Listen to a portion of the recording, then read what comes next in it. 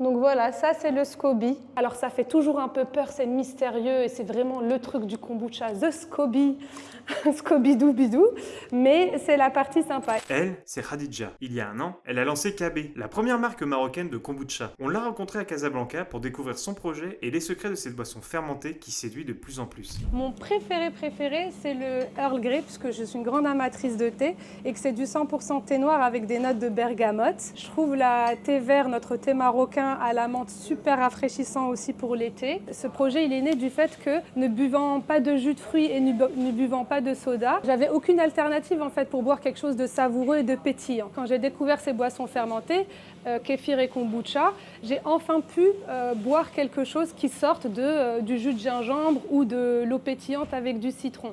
Et donc je voulais vraiment communiquer aux personnes, on peut boire quelque chose de fun, de bon, de rafraîchissant, sans que ce soit un soda ou un jus de fruits qui est très riche en sucre. Donc là en fait on a notre espace de production, mais je vais te montrer un petit peu comment ça se passe. Donc à la base on a une cuve vide, on va faire bouillir l'eau, on va rajouter le thé et le sucre, on va remplir d'eau et ensuite ici on va ajouter ce qu'on appelle notre starter et ensuite on va prendre ce qu'on appelle le SCOBY, donc la mère du kombucha. C'est les bactéries acétiques, elles vont consommer le sucre et elles vont fabriquer de la cellulose. C'est ce qu'on trouve dans les fruits et les légumes. Alors ça fait toujours un peu peur, c'est mystérieux et c'est vraiment le truc du kombucha, the SCOBY, Scooby-Doo-Bidou, mais c'est la partie sympa. Et donc là, quand on fait un nouveau starter, on met l'eau, du thé, du sucre, on va mettre le starter, le liquide, et on va prendre le SCOBY, on va le mettre dedans.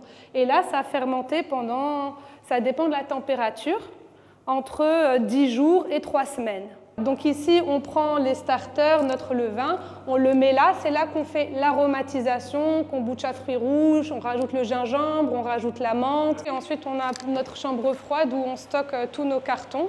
Et après, ça part directement dans les frigidaires des points de vente. Je trouve que ces ensembles de bactéries et levures qui sont là pour notre santé, c'est magique.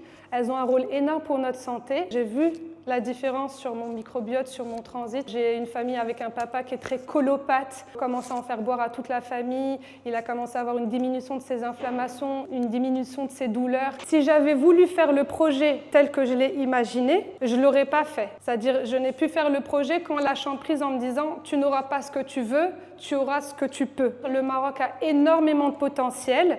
Et il y a aussi énormément de difficultés, donc on fait avec ce qu'on a et du coup je vais m'améliorer petit à petit. Je veux qu'au Maroc, dans tous les cafés, dans tous les restaurants, dans toutes les terrasses, on puisse boire du kombucha. J'aimerais qu'on arrive à proposer aux consommateurs quelque chose d'autre que des sodas, de l'alcool et des jus.